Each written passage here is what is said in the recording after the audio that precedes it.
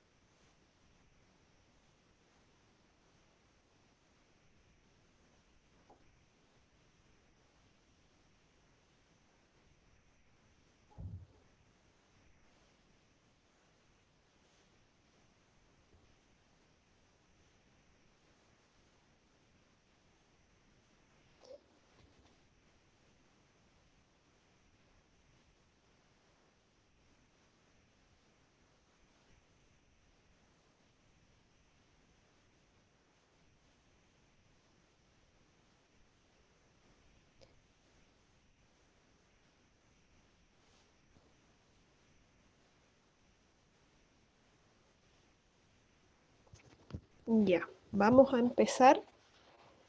Eh, ¿Cómo están? ¿Cómo ha sido la semana? ¿Cómo les ha ido con sus otros cursos, con sus trabajos? Se sobrevive, diría yo, profe. Sí, ha sido una semana dura. Están pasando muchas cosas y Sí. igual son, no sé, ¿ustedes tienen que trabajar físicamente, salir de la casa o están haciendo teletrabajo o están solo estudiando? Yo estoy con teletrabajo, pero es harta pega, como que uno tiene más pega ahora que estar de trabajando. Claro, Yo opino lo mismo. Yo también estoy en teletrabajo y trabajo el doble. Y me cuesta mucho desconectarme de la pega. sí, sí, sí, a mí igual me pasa eso.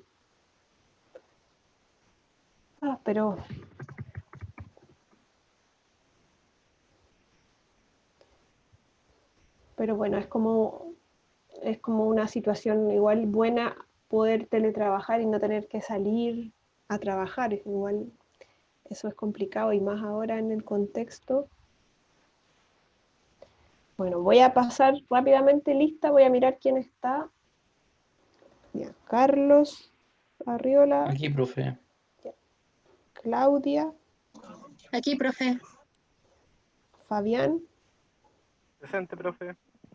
perfecto. Romina, Hola, profe. hola, hola. Ramón y Roberto. Aquí estamos. Ya, Hola, profe, aquí estoy. hola, hola. Bueno, no sé por qué no puedo visualizar, como uso muy poco Zoom y no lo sé manejar bien. Entonces ahora no puedo verlos así como un tiempo los veía como en cuadraditos los nombres, ahora me sale una lista. No sé dónde puedo cambiar eso. Pero bueno, hoy día vamos a tener una clase más bien teórica, o sea, obviamente vamos a revisar ejemplos y cosas más aplicadas. Pero les recuerdo que hasta el 2 de junio, no, perdón, hasta el 1 de junio, ustedes tienen plazo para entregar sus trabajos. Hay algunos que ya me enviaron. No puedo revisarlos todavía porque necesito ver la totalidad un poco para hacerme una idea, porque igual obviamente uno tiene un criterio subjetivo en cada evaluación que hace, y yo necesito como verlo en su conjunto para poder hacer una evaluación dentro de lo que todo como curso me presenta. Obviamente tengo una rúbrica y qué sé yo, pero por ejemplo tengo que ver cuáles los parámetros y los rangos dentro de ustedes mismos. Entonces necesito ver o echar una mirada a todos los trabajos primero antes de evaluar cada uno y calificar. ¿Profe? Dígame. Sí, mire, ahí yo tengo que hacer una pregunta súper honesta. Estoy un poco perdida con esta clase. Si bien asumo toda la responsabilidad que no he hecho las actividades, usted cuando habla de las evaluaciones, ¿habla de las actividades No, o hablo de habla de la otra evaluación? evaluación. No, mira, te voy a mostrar. Hay trabajos que ustedes han hecho Claro, que algunos de ustedes lo han hecho ya. Esas son actividades, son tareas y son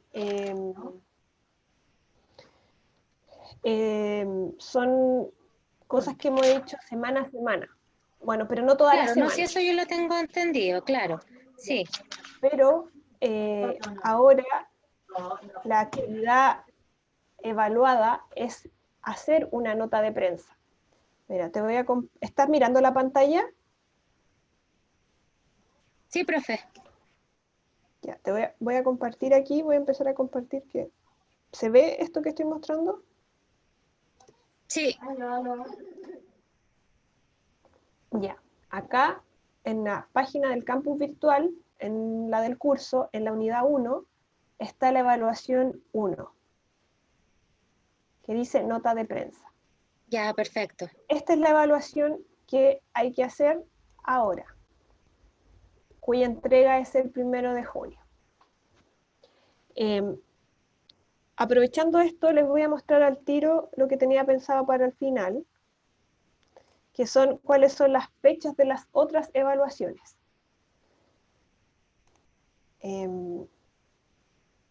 Bueno, la evaluación 1, la evaluación 1, acá no hay que ver, 1 de junio, es lo que algunos de ustedes ya han hecho o están trabajando en, que es la redacción de una nota de prensa, con la entrega del 1 de junio. La evaluación 2 va a ser la redacción de una columna de opinión. Ya, vamos a trabajar eso en un proceso que ahora vamos a explicar, que no se asusten. La evaluación para la entrega final es el 18 de junio. Eso también vale 25, al igual que la redacción. Y la evaluación 3 va a haber una preentrega el 2 de julio y una entrega final el 16 de julio. Ese día es feriado, yo sé, que es la fiesta de la Virgen del Carmen, no sé qué, es feriado. Pero igual vamos a fijar la fecha de entrega para ese día. Porque la última clase va a ser la semana siguiente a esta. Entonces no me sirve a mí que me la entreguen justo la última semana de clase porque no me da tiempo de revisar ni a ustedes darle una retroalimentación. Entonces la entrega va a ser el 16 de julio o capaz que el 17, ahí depende cómo estemos con los tiempos. pero para que ustedes se hagan una idea de lo que viene.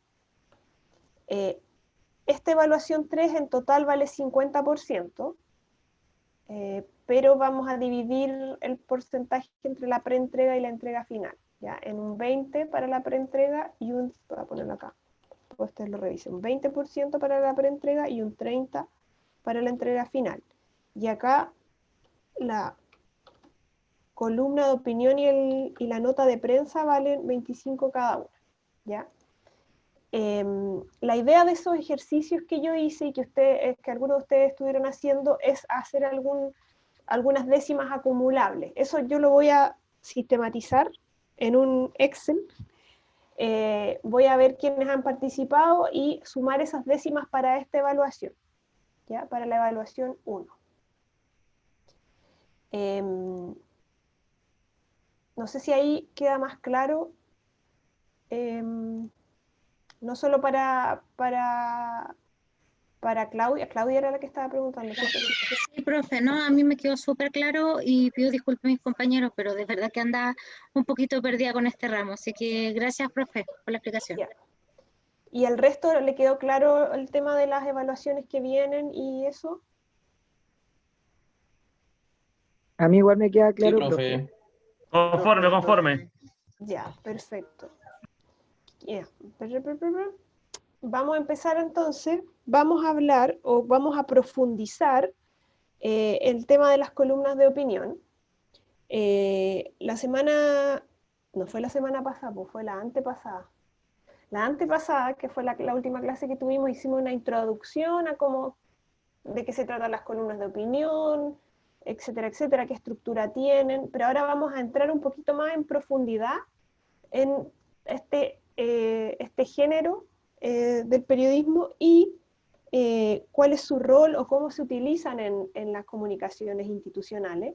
Vamos a ver unos ejemplos y vamos a ahondar en cómo yo entonces tendría que escribir una columna de opinión. Cuáles son como los pasos o las características que debiera tener un texto de una columna de opinión, ¿ya?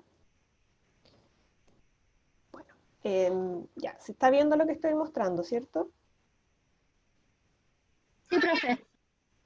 Ya, perfecto. Esto es algo que ya yo les había esbozado en la clase anterior.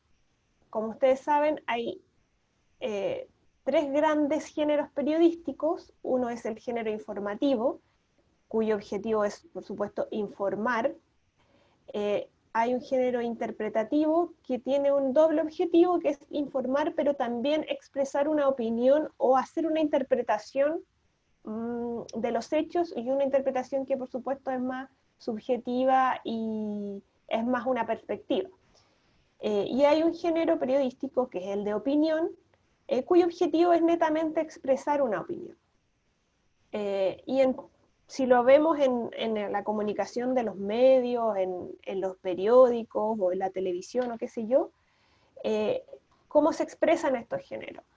El tema del género periodístico se expresa a través de noticias, por ejemplo, de entrevistas y reportajes que son netamente informativos.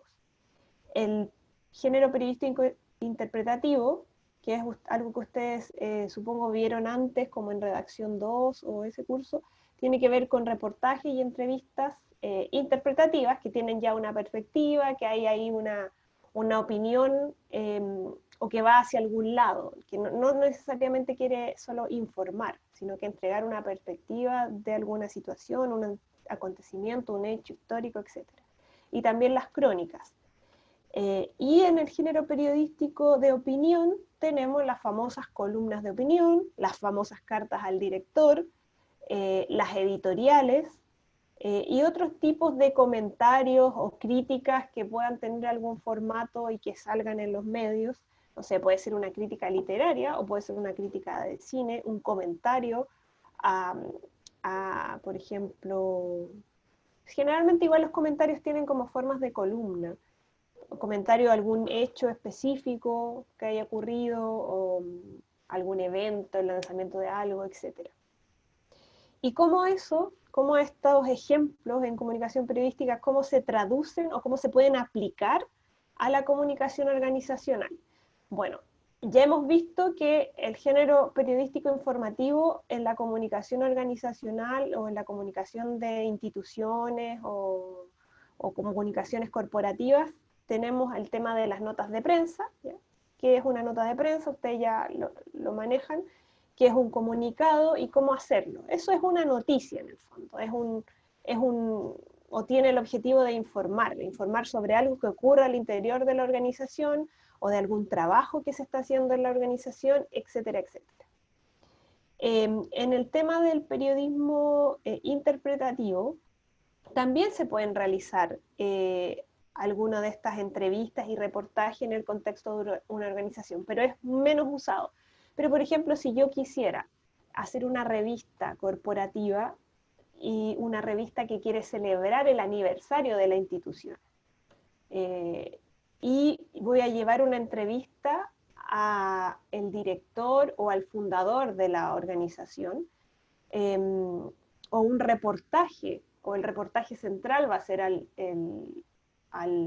director de la organización. Obviamente yo puedo ahí escribir una entrevista interpretativa o un reportaje interpretativo, que tiene las mismas características que ustedes ya conocen y que ya seguramente vieron en cursos que son más netamente de periodismo, pero aquí está aplicado a una institución porque está dentro de un medio institucional, por ejemplo.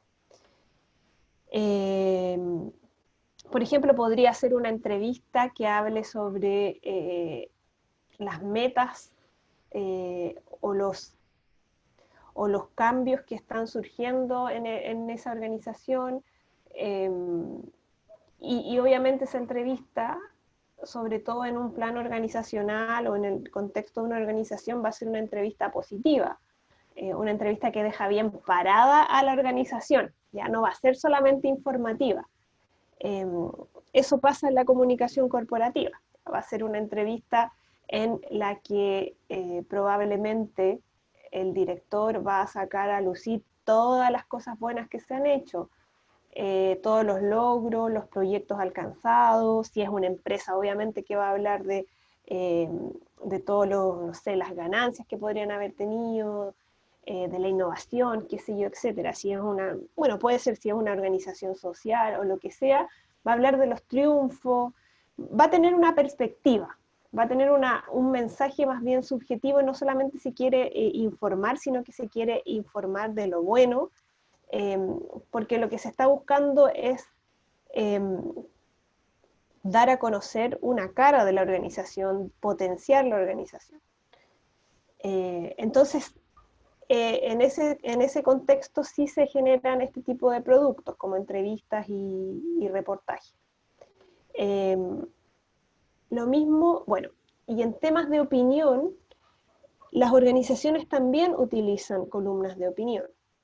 Las organizaciones también tratan de generar artículos o escribir cartas al director que tengan un contenido más subjetivo y que expresen las opiniones de las organizaciones. Y eso, en este espacio, o de esto es lo que vamos a profundizar y hablar ahora. Bueno, esto ya lo habíamos conversado un poco en la clase anterior, pero las columnas de opinión básicamente son escritos, textos. También ahora se usa mucho hacer videos de opinión, ¿ya? Que vienen a reemplazar como una columna escrita. Pero bueno, lo que nos convoca ahora es la redacción del texto, y el objetivo de esto es buscar de alguna u otra manera presentar una perspectiva o un punto de vista sobre algún hecho de la realidad, y por eso hay mucha libertad de expresión en las columnas, ¿ya? Hay total libertad de quien escribe, del autor de la columna. Ellos, los autores, explican las situaciones, explican hechos desde su perspectiva, con los antecedentes que ellos manejan. Por ejemplo, se puede hablar sobre el futuro, ¿ya? ¿Qué es lo que va a pasar? Por ejemplo, ahora hay muchas columnas de opinión respecto de qué es lo que va a pasar con Chile en materia económica, y también, bueno, qué va a pasar en temas más de salud y de de la crisis sanitaria, etc.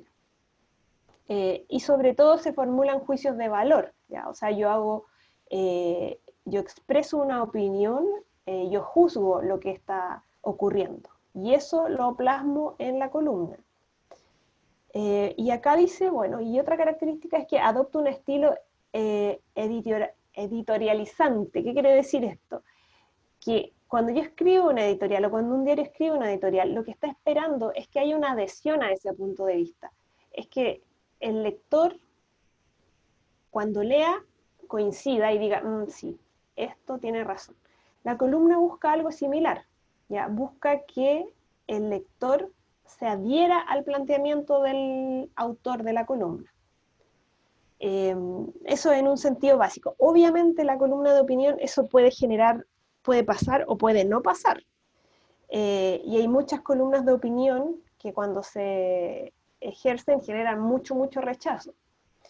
Y eso da pie a que hayan réplicas, a que hayan columnas que contesten a otra, o que sean, por lo mismo que generan rechazo, también son mucho más leídas también.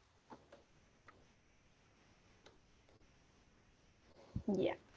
¿Y por qué creen ustedes que en el contexto de la comunicación organizacional es importante una columna de opinión? ¿En qué le aporta a una organización? ¿En qué aspectos?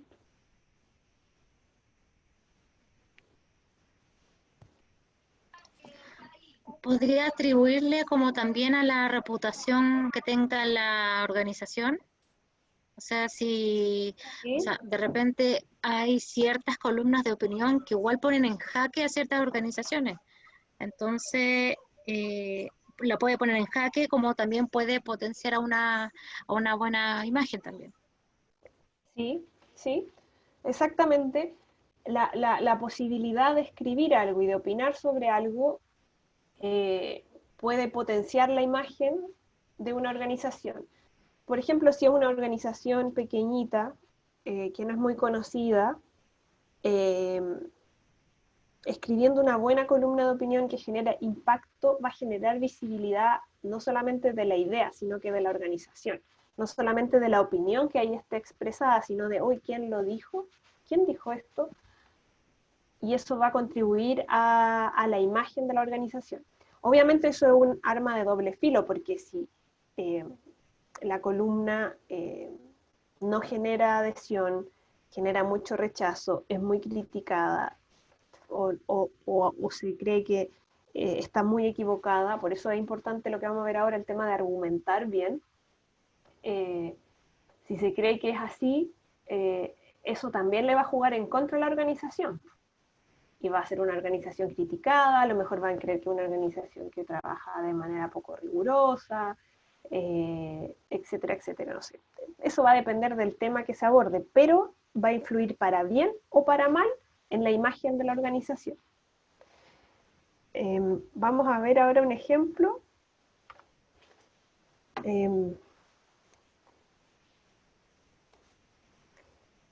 Acá tenemos un ejemplo de esta columna que se llama Vestigios, de Daniel Mansuy, no sé si se pronuncia Mansuy, me imagino que sí, que salió en La Tercera hace 3 años.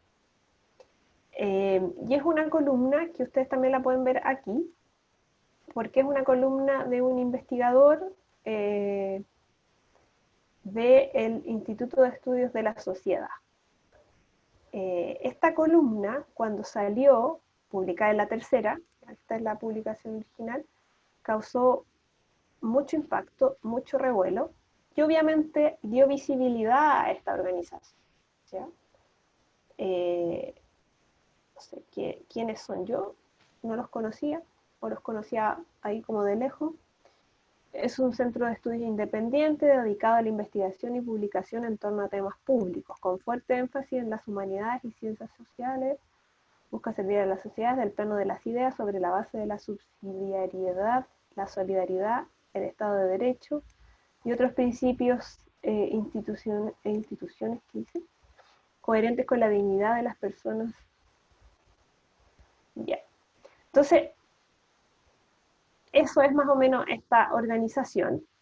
Y la columna, que ustedes ven acá, Vestigios, lo que hace es criticar a unos dichos de Michelle Bachelet en ese momento. Lo que podemos leer el primer párrafo y ya nos vamos a enterar de qué se trata. Dice, según Michelle Bachelet, las reformas impulsadas por su segundo gobierno habrían terminado con los últimos vestigios del neoliberalismo en Chile.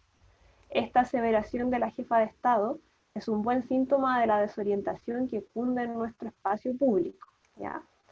Acá ya vemos que hay una opinión, que hay un juicio a los dichos de Bachelet. Más allá de la verborrea, ningún actor público relevante parece dar con un diagnóstico de lo que está ocurriendo en Chile. Más grave aún, ni la misma mandataria percibe cuán peligroso es seguir abusando de la retórica. Y en lo sucesivo, él argumenta por qué en el fondo no se ha terminado con el neoliberalismo, sino que al contrario, por qué se ha profundizado o se sigue potenciando desde las reformas que han hecho la concertación. Pero esto, la nueva mayoría, pero esto igual lo hace no desde una perspectiva de la izquierda, no de una perspectiva crítica al neoliberalismo, lo hace desde una perspectiva más bien mucho más neoliberal. Y en los sucesivos párrafos argumenta y explica. Y bueno, ya es una relación aquí como entre, por ejemplo, dice con todos, bueno, lo que dice es que el gobierno de Michelle Bachelet, por ejemplo, impulsó el aborto en 3 causales, la ley de identidad de género y el matrimonio homosexual. ¿Qué tienen en común estas 3 iniciativas? Pues bien, el principio subyacente no es demasiado distinto de lo que se entiende por neoliberalismo. Lo que dice él es que eso es una idea súper individualista de la sociedad.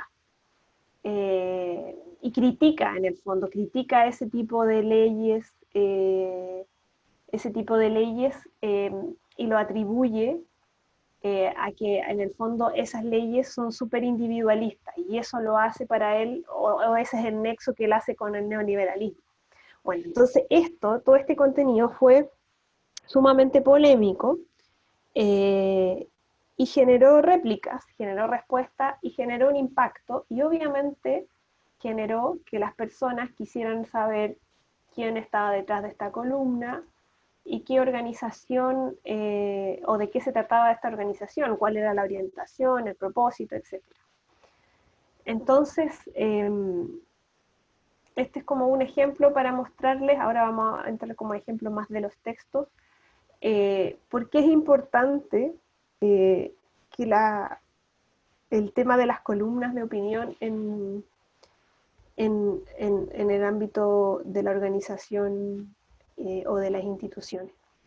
Y otra cosa importante, que es como más específica, de por qué es importante que una columna de opinión esté bien escrita y bien argumentada. Porque eso va a afectar la credibilidad de lo que yo estoy diciendo, pero obviamente va a afectar la credibilidad de la organización. Cuando hablamos de que va a afectar la imagen, si hilamos más finos, si nos vamos más al detalle, lo que va a afectar es la credibilidad que esa organización está proyectando. Entonces, si yo tengo una columna escrita de una manera débil, con argumentos flojos o con argumentos que son muy, muy fáciles de rebatir, eso no es un buen texto, ¿ya? No es un buen texto argumentativo, no es un buen producto, y esa imagen que me genera el producto, obviamente que el lector la va a traspasar a lo que piensa de la organización, ¿ya? Es como lógico eso. Y por eso es importante que ustedes como periodistas, como comunicadores, si están en una instancia en la que tienen que participar de editar una columna o de revisar una columna, tienen que ser sumamente exigentes con esto. porque no solamente ahí está en juego la opinión del que escribe, está en juego la credibilidad de la misma organización en la que ustedes están trabajando. Entonces son importantes, y como les decía, son ahí un arma de doble filo, y por eso no me gusta, o sea, me gusta darle atención en esta parte del curso a esto. Y como les decía también en la clase pasada, es un recurso que es más fácil publicar que una nota de prensa. Las columnas de opinión tienen mucha cabida en los medios digitales sobre todo. Es fácil lograr que te publiquen una columna, y obviamente si es una columna que está bien escrita, con mayor razón. Entonces eso aumenta las posibilidades de posicionar un tema que me importa, ¿ya? Un tema que a la organización le importa, y de posicionar también a la organización. Pero obviamente yo tengo que escribir una buena columna, ¿no? Porque eso, como les digo, va a afectar lo que se piense de esa organización. Va a afectar el poder que tenga esa organización de participar en el debate. Si quieren hacerse parte de un debate, por ejemplo, hablando de educación, tienen que presentar argumentos creíbles, argumentos fuertes, y eso se va a reflejar en una columna bien escrita. Si algo está mal escrito, si algo no se entiende o es débil en argumento o poco riguroso en los argumentos, o con ideas que en el fondo no atraen, o ideas que son más bien flojitas, al final eso va a repercutir en que esta organización no participe también de ese debate que se está generando. Me acuerdo así perfecto que en el 2011, por ejemplo, yo le he contado, yo ahí en ese tiempo estaba trabajando en una organización que se llama Elige Educar. Y en ese momento, el tema del momento en educación en el 2011 tenía que ver con la crisis de la educación superior, con la crisis con la crisis del financiamiento, con el acceso, con la calidad, etcétera, etcétera. Había una opinión muy crítica de lo que estaba pasando, etcétera. Bueno, ustedes se acordarán lo que pasó el 2011, el 2012, incluso el 2013, y que terminó con la implementación de la gratuidad, etcétera, etcétera. Y en ese momento la organización en la que yo estaba veía temas de educación, pero temas que iban por otro lado, ¿ya? Eran temas que tenían que ver con incentivar a los estudiantes talentosos que tenían buenas notas en el colegio a estudiar pedagogía, porque por mucho tiempo la gente que se dedicaba a ser profesores generalmente tenían un bajo rendimiento, y eso repercutía en su calidad como docente. Entonces la idea de esta organización era atraer a personas que tenían buenos puntajes o que tenían un buen desempeño en el colegio a estudiar pedagogía. Y ahí se inventó una beca con el ministerio y qué sé yo. Pero bueno, esta organización trataba, y yo me acuerdo, de meter como sea este tema en ese debate que se estaba dando, que tenía que ver con la crisis de la educación superior y una visión súper crítica de la forma en que se estaba entregando educación. Entonces ahí había una tensión constante, y a veces era un poco ridículo tratar de meter a la fuerza estos temas de la organización, porque nadie nos pescaba en el fondo. Nadie nos pescaba, o sea, escribía una columna y ¿para qué? ¿Para qué? O sea, era como, a mí me da a veces un poco de vergüenza, porque escribíamos esto, el mundo estaba hablando de la crisis de la educación superior, del endeudamiento, del CAE, etcétera, etcétera, pero esta columna estaba hablando como una perspectiva muy positiva de que por favor entren a estudiar pedagogía. O sea, se dan cuenta que había como ahí una contradicción. Y obviamente nadie pescaba estas columnas, nadie. No generaban impacto, no generaban debate, no se podían meter en el debate. Y eso, de alguna u otra manera, pudo haber tenido un impacto en la imagen de la institución. Uno puede haber dicho, pucha, otras instituciones de educación incluso podrían haber percibido a esta como una organización que estaba en otro planeta. Y en ese sentido es peligroso porque la institución en la que yo trabajaba en ese momento quería ser un interlocutor válido, quería participar de los debates en educación, pero si no estaba hablando de los temas que en ese momento eran importantes, y si lo estaba haciendo a través de columnas de opinión que eran débiles o que se iban por otro lado, nadie iba a considerarlos como algo o como un interlocutor válido. ¿Ya? No sé si me explico por qué son importantes o ahí si se va entendiendo cuál es la importancia.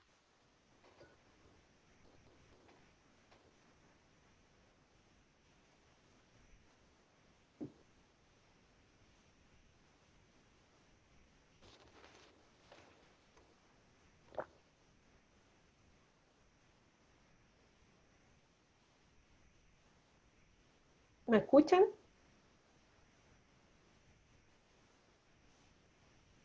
Sí, profe. Sí, profe. Ya. Bueno, pero entonces ya, pero queda claro o se va entendiendo por qué es importante escribir una columna buena, una columna contingente, una columna eh, que esté bien argumentada.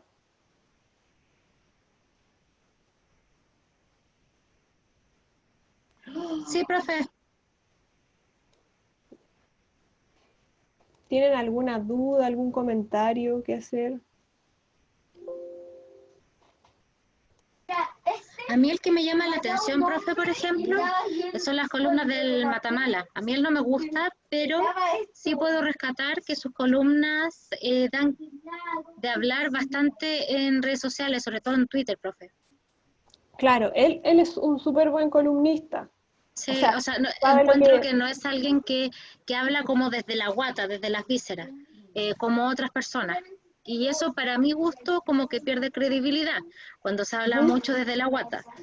Pero por lo mismo encuentro bien interesante lo que hace Matamala. Y bueno, provoca harto a, a ciertas personas también. Claro, claro, exactamente. Él escribe bien, todas sus columnas siempre pegan mucho. Eh, y claro, él es un periodista y trabaja en un medio, pero escribe más bien a título personal. Eh, pero si él, por ejemplo, trabajara en una organización o escribiera a título de una organización, todo ese impacto que genera la columna repercutiría en la organización también, en la institución o donde sea que él pudiera trabajar. Eh, lo mismo si él escribiera una columna más o menos mala. Pero también hay personajes que a pesar de estar en instituciones o trabajar en instituciones y estar vinculados a instituciones, eh, hay personajes que escriben y que, claro, cuesta un poco asociarlo a la institución. Por ejemplo, Carlos Peña, no sé si lo ubican. Es el rector de la Universidad Diego Portales. Y yo lo ubico, profe, por la columna del Mercurio. Ya, claro, exactamente. Y Pero Peña él, no firma como rector, pues, firma como Peña claro, nomás. claro, porque él como que ya, claro, pero y él, o sea, en un momento fue súper alabado, o yo diría que siempre fue alabado hasta octubre del año pasado, donde escribió unas columnas y fue súper criticado, y fue súper criticado y cuestionado, y Peña está en otro mundo. Ese fue como el comentario que yo leí o que percibí.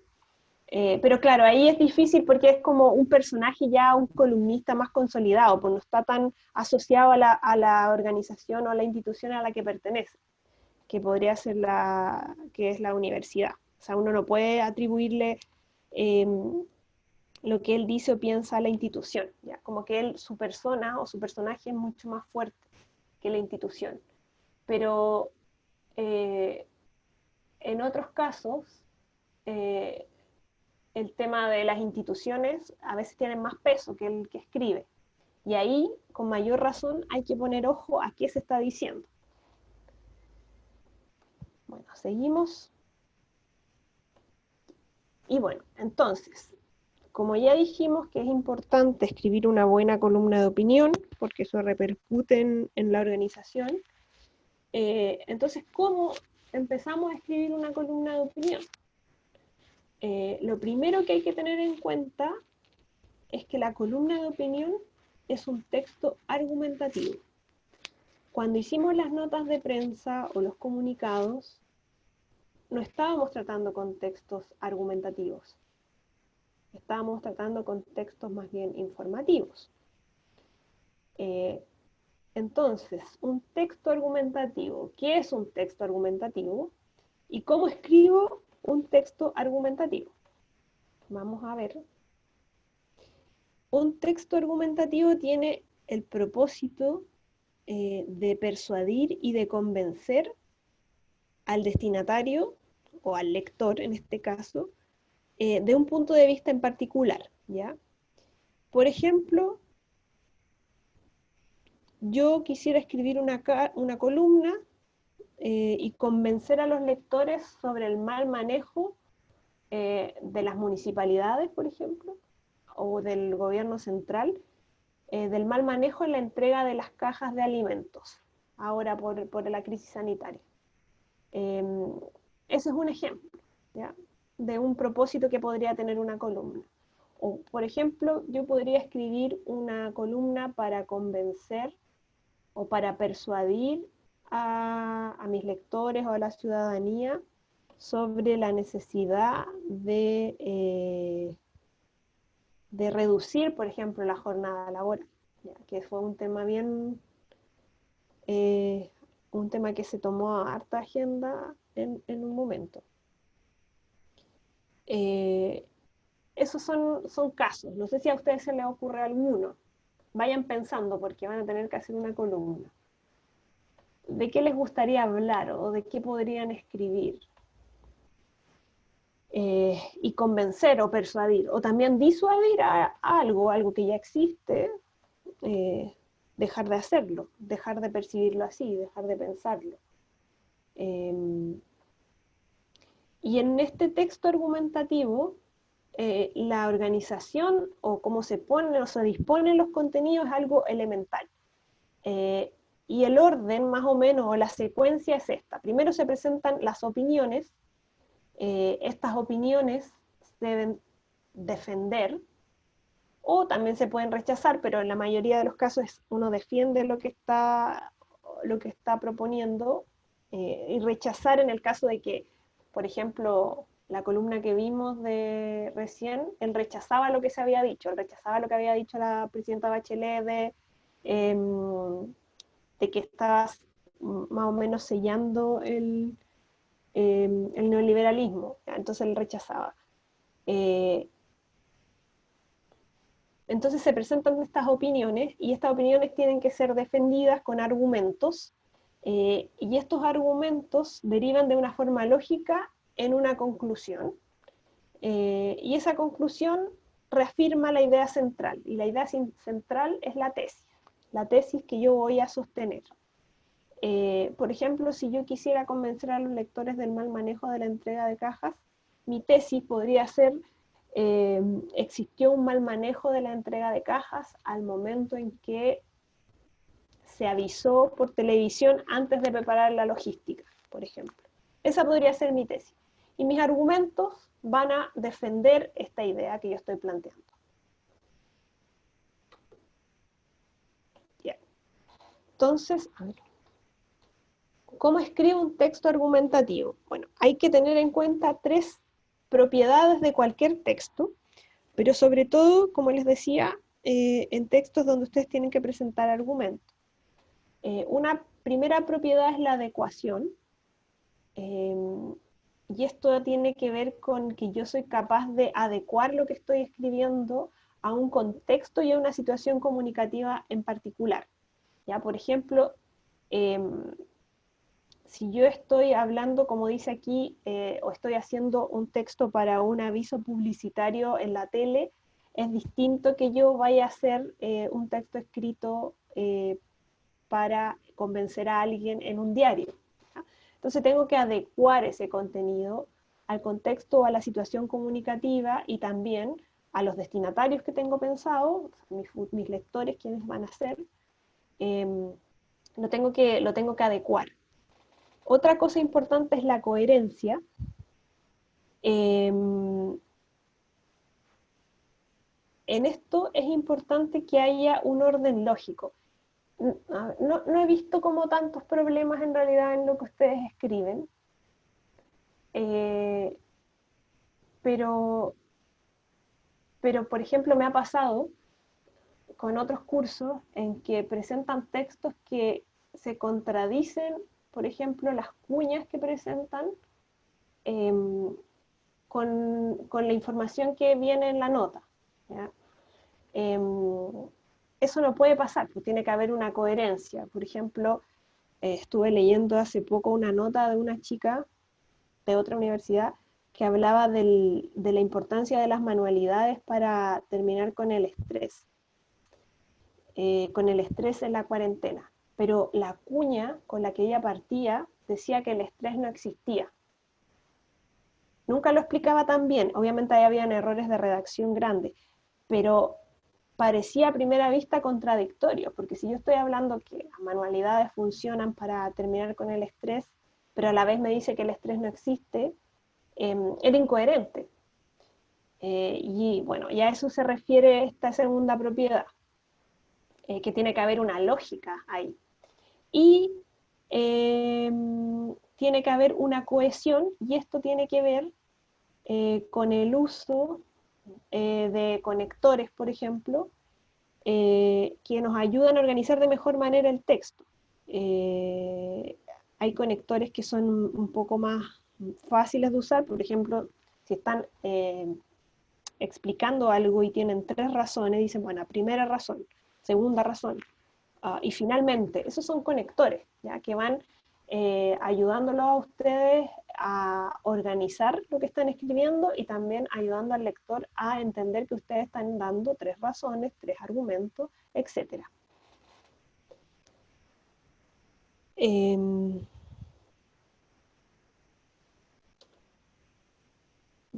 ¿Y cuál es la estructura que tiene que tener un texto argumentativo? Y que es la base, obviamente, de lo que tiene que tener una columna. Lo primero es una tesis. No sé si quedó alguna duda respecto a lo que expliqué anteriormente o lo que he explicado hasta ahora. No, profe. Ok. Bueno, entonces vamos con la tesis. La tesis es la idea central. Es la idea central en torno a la cual se va a reflexionar. Puede aparecer al principio del texto o puede aparecer al final. Yo recomiendo por una cosa de estilo, o sea, a mí me gusta más cuando está al principio, creo que es mucho más claro para el lector. Ocupa un párrafo, más o menos, ¿ya? Un párrafo, obviamente la tesis, así como lo central pueden ser 2 o 3 líneas, pero obviamente en ese párrafo está también el contexto en el que se está exponiendo la tesis. Debe formularse de forma clara y, por ejemplo, ya les di unos ejemplos anteriores, pero una tesis podría ser: las mujeres trabajan una doble jornada de trabajo en la casa y en sus oficinas. O podría ser: las mujeres en Chile trabajan una doble jornada y trabajan, qué sé yo, mucho más en comparación a los hombres. Porque trabajan en la casa y en sus oficinas. Eso podría ser una tesis. ¿Cómo yo defiendo esa idea? Eso se defiende en el cuerpo de la argumentación, cuando yo esbozo y escribo los argumentos. Una vez que está escrita la tesis en un párrafo, en los párrafos siguientes, separado en un párrafo distinto, hay que empezar con el argumento.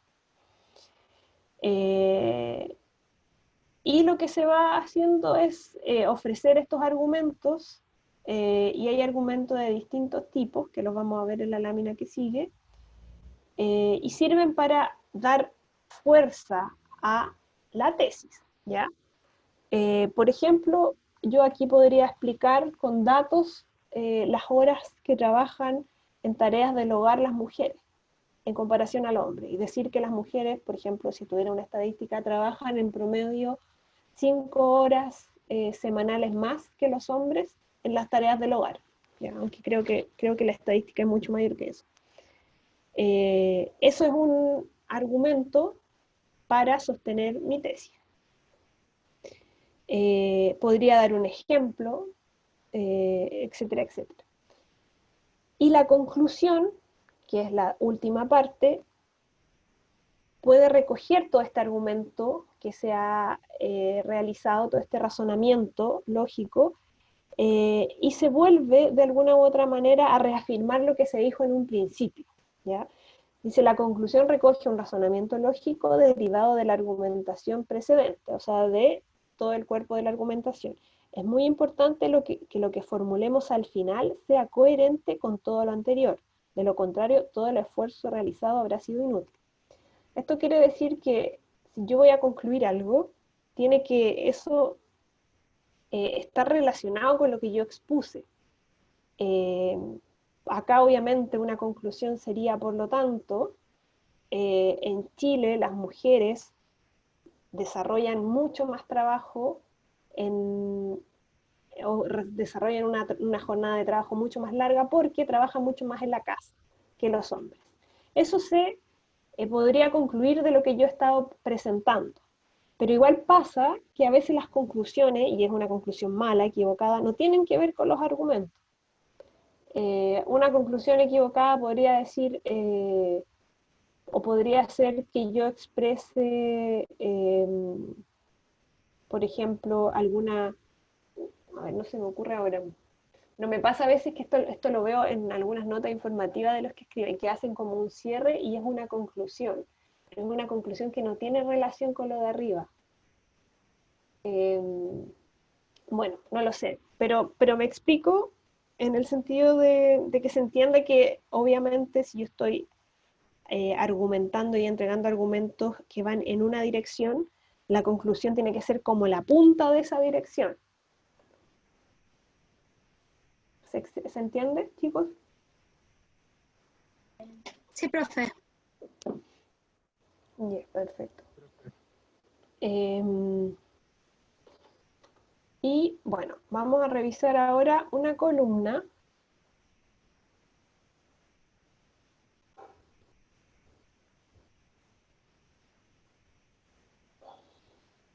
acá. ¿Se ve? Sí, profe. Ya. Entonces, tenemos esta columna que tiene un título, dice ausentismo crónico, el primer paso para la deserción escolar. Este vendría siendo obviamente el título. Acá hay un contexto, ya se explica, dice, hace algunos días en el Hogar de Cristo, o sea, el Hogar de Cristo dio a conocer un informe en que se alerta sobre la existencia de 358.000 niños, niñas y adolescentes que no están yendo al colegio, que están fuera del sistema escolar. El Ministerio del Desarrollo Social refutó eso, dijo que no era así, que la cifra real eran 138. Eso es en los hechos. Sin embargo, si redirigimos el foco del debate a la necesidad de una política social que prevenga y revierta la deserción escolar, la exactitud de la cifra da igual, o importa poco. Entonces acá tenemos la tesis, ¿ya? Tenemos la tesis central de esta columna, que lo que dice es que no importa si son 5 o 6 niños los que están fuera del sistema escolar. Lo que importa es prevenir esto a través de una política pública, una política social, que evite la deserción escolar. Entonces, claramente en el primer párrafo tenemos contexto y la tesis. Y ya en los párrafos siguientes, acá se entrega, esto no es un argumento, esto es una definición, ¿ya? Que igual es algo importante, porque si es una columna muy técnica, o es una columna en la que yo tengo una idea clara de un concepto, lo tengo que explicitar. ¿Qué es deserción escolar? Acá dice, la deserción escolar es el abandono del sistema, puede ser un acto no voluntario y empujado por las circunstancias del estudiante, y además lo que explica esta definición es que es importante que no exista esta deserción porque eso afecta o vulnera los derechos de los niños. Y acá empieza con los argumentos en sí mismos. Dice, poner el foco en la deserción escolar como un problema social más allá de las cifras permite a los gobiernos y tomadores de decisiones centrar su esfuerzo en la implementación de medidas concretas para evitar la deserción. Este es el primer argumento, ya como lo puse aquí, después argumento 1. Y se usan ejemplos. Por ejemplo, dice el ausentismo crónico, es decir, cuando el estudiante falta mucho a clase, es algo en lo que hay que poner atención, y habla de la evidencia científica que dice que por qué es importante, porque eso va mostrando que indicios de deserción, ¿ya? El ausentismo crónico es el primer paso a la deserción, entonces pongamos ojo ahí. Y acá dicen Fundación Educacional Oportunidad, que esta es la organización en el fondo en la que está escribiendo la columna, es el argumento 2, cuentan qué han hecho para evitar esta deserción o para abordar la deserción escolar, detectarla, etc. Y cuenta el caso y cómo esto ha tenido buenos resultados. Dice, los resultados de este programa a nivel global muestran impactos positivos tanto en las educadoras como en el desarrollo socioemocional e intelectual de los niños. En este contexto, el aumento de la asistencia de los niños ha sido un factor clave para conseguir resultados exitosos. Y este es el segundo argumento. Dicen, este programa ayuda, sigamos no mirando las cifras, porque lo que hay que hacer es atacar con una política social, y acá tenemos una propuesta de política social que se ha mostrado que es efectiva. Y por último, acá tenemos una conclusión, o un cierre, voy a poner conclusión, y esta conclusión y termina, por ejemplo, el desafío es poner en el corazón del debate a los niños y niñas y la importancia de la educación inicial, porque cuando esto ocurre, la aproximación al problema se vuelve más relevante que los números exactos de deserción. Vuelve a reafirmar esta idea de acá, que en el fondo los números poco importan, si lo que importa es que existe deserción, no importa cuántos hayan, lo que importa es evitar o afrontar, atacar el problema de la deserción. Entonces vuelve la conclusión, esta parte vuelve a retomar la idea central y a reforzar la tesis. Entonces esta es una columna bien estructurada, con argumentos claros, y que deja en el fondo clarita la tesis, ¿ya?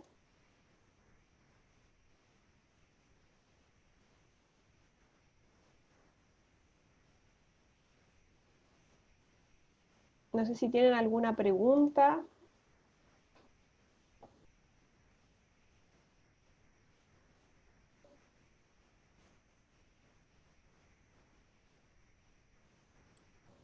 No, profe. Queda claro entonces cuál es la estructura de un texto argumentativo y por lo tanto de una columna de opinión. Profe, ¿cuánto tiene que tener la columna de opinión? ¿Está bien con una plana o podría ser 2 planas o más? Porque he visto igual columnas de opinión excesivamente largas. Yo pienso que mientras más concisa es mejor, pero eso también va a depender del tema. Una plana para mí es lo óptimo. Generalmente las columnas de opinión, o sea, nadie va a estar leyendo 3 hojas de columna. Entonces, si es breve es mejor. Pero hay que tener ojo porque a veces con querer ser breve uno no desarrolla bien los argumentos, no explica bien. Entonces hay que trabajar eso muy bien. Tiene que haber un equilibrio entre que yo estoy explicando bien y argumentando bien, y no haciendo algo innecesariamente largo. Y por último, vamos a ver unos aspectos de cómo construir los argumentos. ¿Cuáles son los tipos de argumento que yo puedo dar? puedo yo esbozar un argumento de autoridad. Vamos a hablar de los dos más usados. Este argumento de autoridad utiliza como recurso testimonios o citas de personas o especialistas o expertos en la materia, y esto, claro, se refuerza la opinión que yo estoy generando, la estoy reforzando porque alguien más que es experto en la materia lo dice. Entonces, de esta forma, aquí dice, podemos conseguir adelantarnos a posibles opiniones contrarias, además de reforzar la idea o tesis que queremos defender, apoyándonos en expertos que gozan de un gran respeto o prestigio dentro de la sociedad o de la comunidad en particular. Y esto también a veces ayuda, por ejemplo, cuando los que escriben las opiniones son expertos en la materia. Y un ejemplo específico es según reconocidos especialistas de nutrición de todo el mundo. Si un ejemplo puede ser un poco general, lo ideal es como decir qué especialista, qué organizaciones de especialistas en nutrición. La dieta mediterránea basada en el consumo de frutas, etc. Bueno, aquí tenemos una autoridad hablando sobre el tema. Ese es un tipo de argumento que es muy común y es muy utilizado obviamente en el mundo del periodismo. Uno recurre a expertos, recurre a información científica, recurre a informes para sostener ideas y también obviamente recurre a informes para hacer noticias también, pero sobre todo para sustentar opiniones. Y un segundo tipo de argumento que también es bastante usado en las columnas de opinión, es el uso de datos y el uso de ejemplos o casos. El uso de datos pueden ser datos que tengan que ver, pueden ser incluso datos como de la vida cotidiana, que estén un poco cruzados por la experiencia del que escribe, pero obviamente no puede ser solo eso, ¿no? Entonces hay datos que también pueden ser recogidos de fuentes más oficiales o fuentes que tienen mucha más credibilidad sobre la materia. Y dar ejemplos, o sea, el tema de los ejemplos es importante. Yo hablo de casos, muestro la evidencia diciendo, por ejemplo, como les mostraba en la columna anterior, que este programa que tiene esta fundación ha funcionado para evitar la deserción. Ese es un ejemplo, claro. Entonces, ahí, claro, sirve para apoyar la idea de que hay que impulsar política más que fijarse en los datos, o fijarse en las cifras, como decía la tesis de la otra columna. Y bueno, es súper frecuente utilizar ejemplos y claro, un buen argumento utiliza ejemplos que puedan ser conocidos por todos, ejemplos que puedan constatarse, pueden ser también ejemplos que haya vivido la misma persona, pero lo ideal es que sean ejemplos que le hagan sentido a el lector, ¿ya?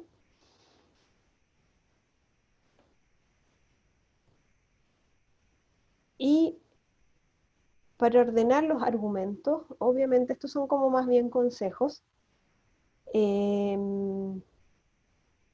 hay que organizar el texto en torno a párrafos, ¿ya? O sea, en el primer párrafo ya les dije que era importante la tesis central, con antecedente y contexto, y sucesivamente cada argumento debiera tener un párrafo, y la conclusión también debiera tener un párrafo.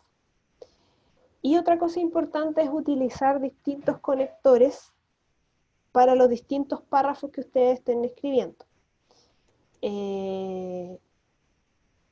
Esto ayuda a darle un orden lógico a lo que ustedes están proponiendo y dan la idea de que todos los párrafos están conectados en el texto.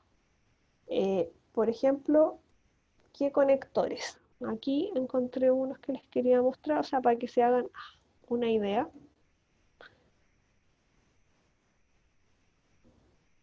Ops, ya no los tengo.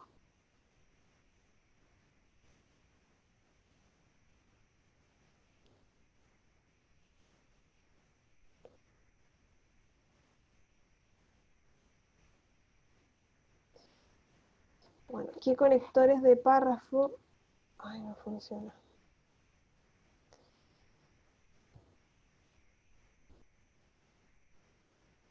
Por ejemplo, no sé, conectores de comparación. Si yo quiero comparar, puedo utilizar al igual que, de igual forma, de igual manera.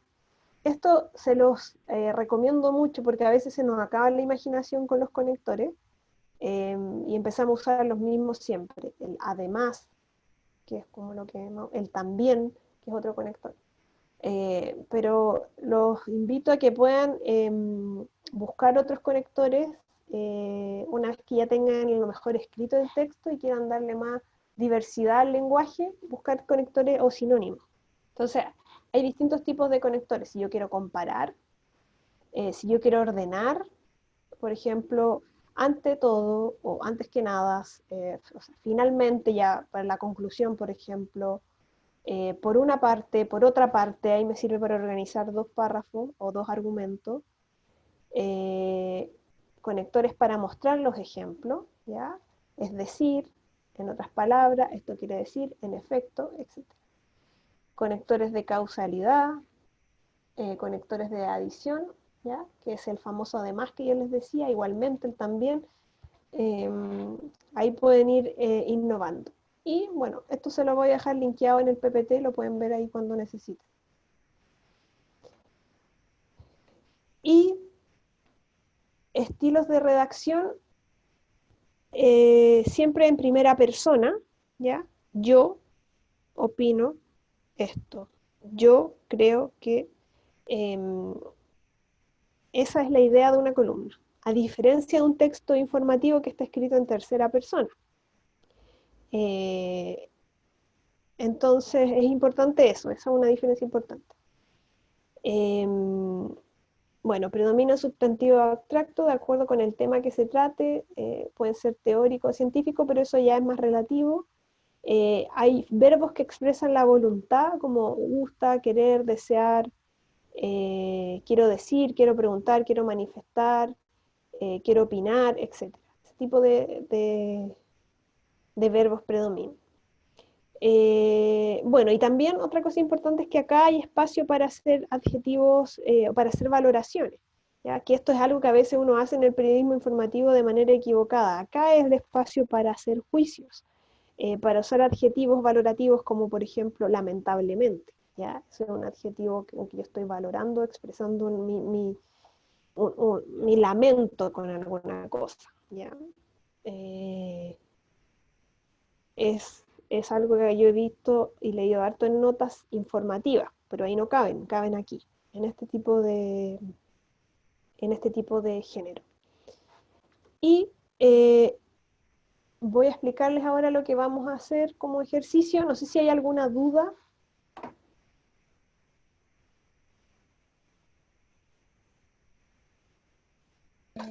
No, profe. No, profe. Ya, esta cosa no sé por qué salta tanto. ¿O algo que quieran comentar? ¿No?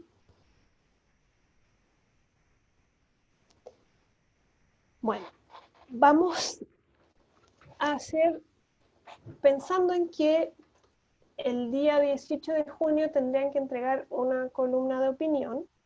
Eso es en 3 semanas más. Pero vamos a empezar, o quiero que ustedes hagan el ejercicio de empezar a pensar en esta columna de opinión. Entonces les voy a pedir que me manden o que lo suban al aula virtual esta tarea, este ejercicio, que va a ser como el primer paso para empezar a escribir la columna. Es algo breve, espero que no sea más de media plana, porque no es escribir la columna, sino que proponer una idea de columna, ¿ya? Entonces, ¿cómo van a proponer la idea? Primero, elijan un tema que les interese a ustedes, un tema que sea de su agrado. Van a plantear una tesis en relación a ese tema, ¿ya? Una tesis, algo en 2 líneas, y plantear, no desarrollar, solo plantear dos argumentos que podrían eventualmente apoyar esa idea. En base a esto, yo esto lo voy a revisar y les voy a mandar un feedback. Y en base a esto, después ustedes van a elaborar la columna de opinión. La columna de opinión que va a ser evaluada. No sé si queda claro. O tienen dudas, o qué les parece. No, yo súper claro por mi lado, profe. También súper claro, profe. Ya, perfecto.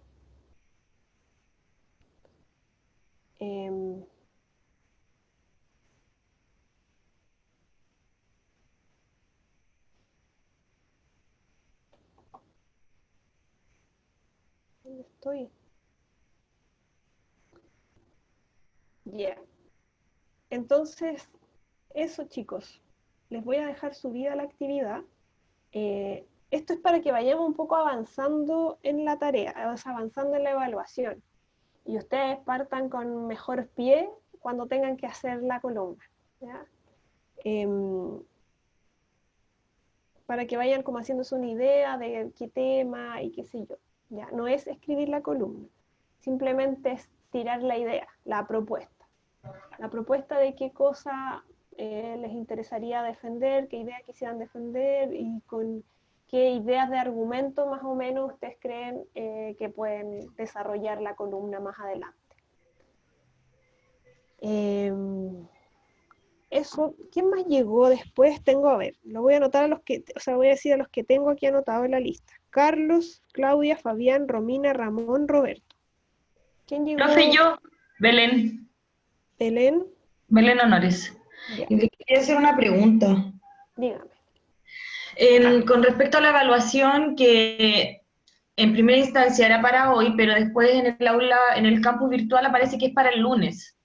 Sí, ¿Sí? para el Primero de lunes, junio. sí. Ya. En la clase pasada había comentado que existía la posibilidad de hacer como un feedback con algún adelanto. Yo no sé si eso todavía se puede hacer o ya no.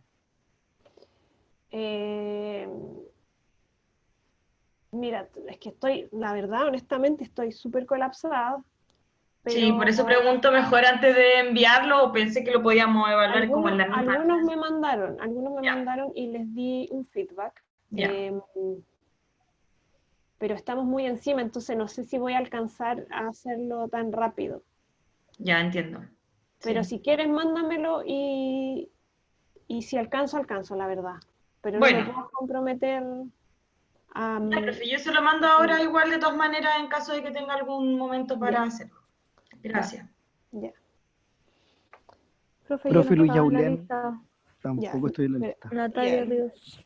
Luis Yaulén y Natalia Ríos. Sí, gracias. Ya, ¿quién más? Ya, sería todo. Bueno, chicos, entonces dejamos hasta aquí.